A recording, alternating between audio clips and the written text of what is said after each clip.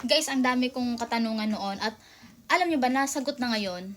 Yung tanong ko noon, saan ko kaya malalaman o saan ko kaya makikita yung gamit ng mga TikTok affiliate at ng mga vlogger kung bakit ang lilinaw ng mga video nila.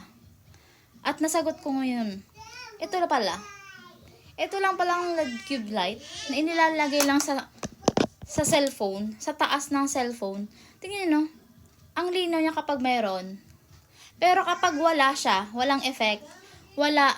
O tingnan nyo, wala, ang pangit. O, pero kapag mayroon, grabe yung effect niya, guys.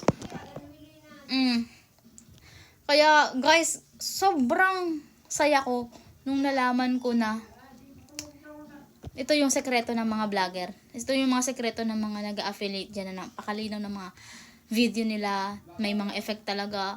So, ilalagay ko na link sa baba. Okay?